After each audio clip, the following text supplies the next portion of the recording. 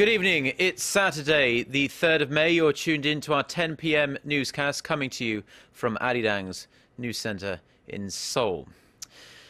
Now, our top story tonight, an investigation into the subway train crash in Seoul has found that a mechanical malfunction caused by a signal failure led to the collision that left more than 230 people injured. Friday's accident occurred at Sangwangsimni Station on subway line number 2 when a train ploughed into the back of another that had stalled due to mechanical trouble. The head of Seoul Metro says the signal light for the second train suddenly changed from go to stop and the driver was not able to stop in time.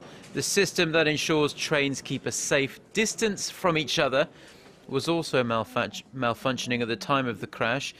Despite increased safety inspections of Seoul's transportation systems after the Sewol ferry disaster, officials admit they weren't able to catch this glitch. 현장에서 되는 이제 일일이 점검을 재구간까지 하지 못한 점에 대해서는 우리가 좀 잘못됐고요. Earlier in the day, prosecutors raided the headquarters of Seoul Metro in southern Seoul to check radio communications and related safety records. Operations for Line 2 have fully resumed now. A small section of the line was closed for 9 hours following the accident. Data shows more than 750 million passengers rode Line 2 in 2012. Turning now to the latest on the Sewol ferry disaster.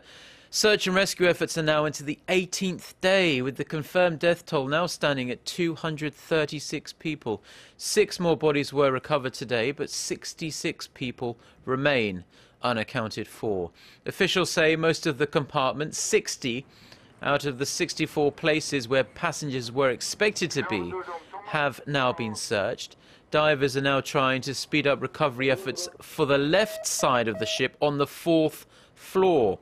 Many of the cabins of the young passengers on the ship are there, but search efforts to that area have been hampered because of debris and other floating objects in that part of the ship. Officials are also looking beyond the ferry as a body was found yesterday nearly 4 kilometers away from the ferry.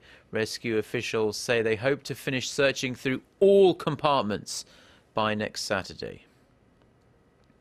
Now, RORO ships are vessels designed to carry cargo that can be driven on and off on their own wheels. Convenient for shipping, yes, but also potentially dangerous. Our Kim Min-ji reports on the 7 risk factors associated with RORO ships and how the sunken Sewol ferry was a key example of all of them. When it comes to roll-on and roll-off ships or RORO ships, the safety concerns are numerous. The vessels are designed to carry cargo that can be driven on and off the ship. The International Maritime Organization has pointed out 7 risk factors of RORO ships, and the ill-fated South Korean vessel met all of them.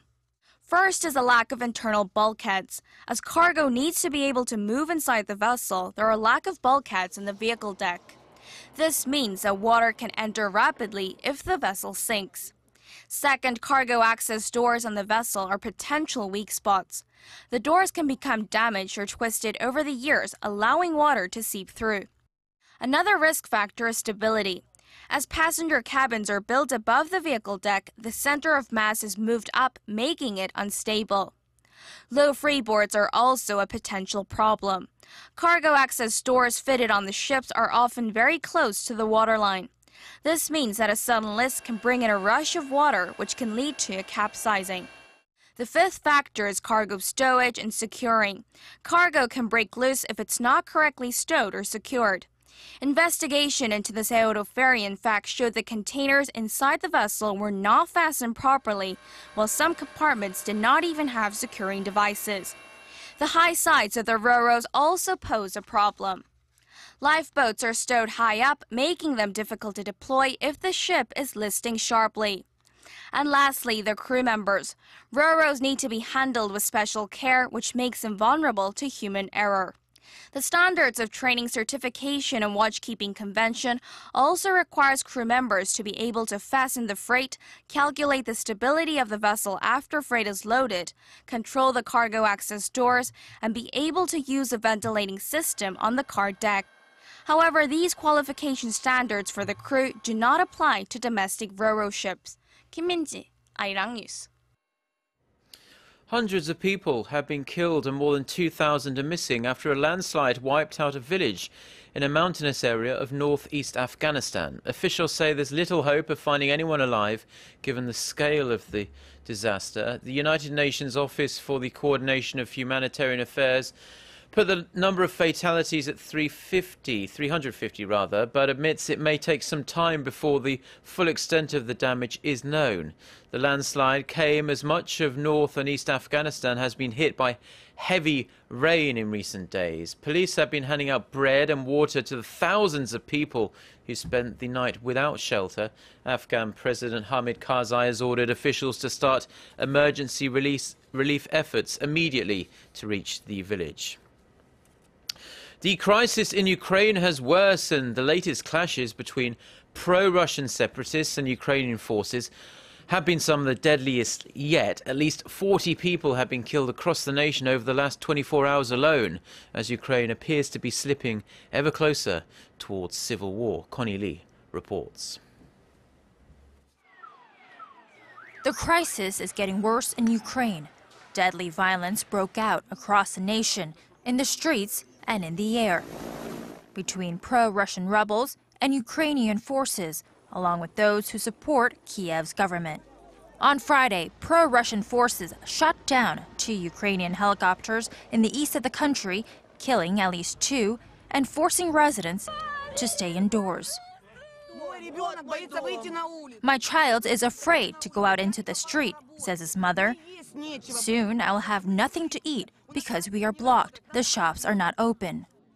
And in the south, a fire that started at a trade building amid clashes killed more than 24 people. The clashes here began when supporters of a unified Ukraine rallying on the streets were attacked by pro-Russian activists. People were also shot dead. Ukraine's acting president is calling for an end to all the violence.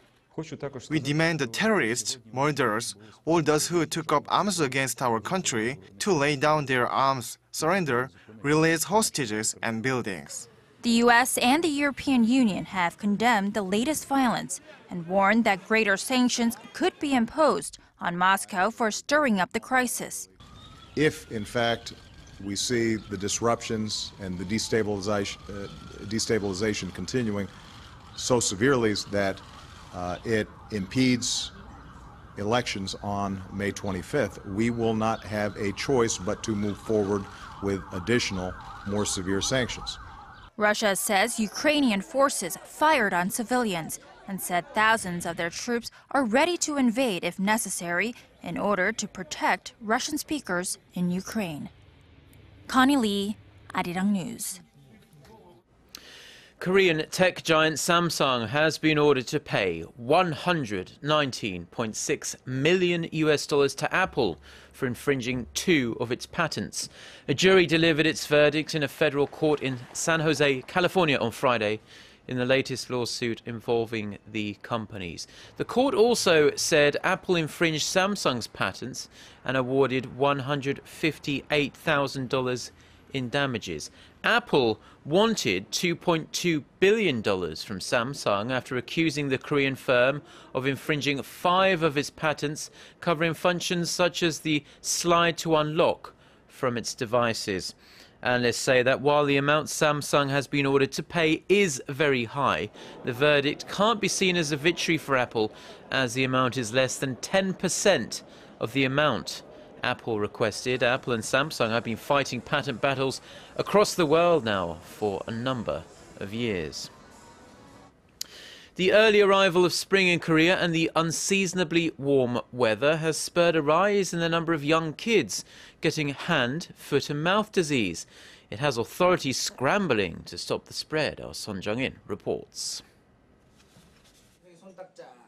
Yoon-seok was diagnosed with hand, foot, and mouth disease a few months ago. He was suffering from a fever and blisters in his mouth, which made it hard for him to eat or swallow. His body temperature was very high and a blister-like rash started to appear on his hands, then spread throughout his body. Recently, the number of patients affected by the viral illness has been on the rise in Korea. According to the Korea Centers for Disease Control and Prevention, 4 out of every 1,000 outpatients in local hospitals were diagnosed with the epidemic over the past week. The figure shows an upward trend 2 to 4 weeks earlier than usual due to unseasonably warm temperatures in which the virus spreads more easily. The patients, mostly children under the age of 5, can become dehydrated since the illness causes sores in the mouth and throat, making swallowing painful. In extreme cases, they can fall into coma, suffer from spasms, and it can even lead to brain damage, so extra caution is necessary. The disease is very contagious, so parents must keep their children isolated from other kids when diagnosed. There is no vaccine yet to prevent hand, foot, and mouth disease, and no special treatment either, making prevention that much more important. Doctors advise children to maintain good hygiene by washing hands often and thoroughly. 손정인, Arirang News. And taking a brief look at the weather now, the entire country is under clear skies tonight. It's going to be a relatively mild night with the low only dipping to 7 degrees Celsius in Seoul, and looking forward to Sunday we can expect partly cloudy skies with the daytime highs around the country in the high teens to low 20s. Let's take a look at the weather wherever you are in the world.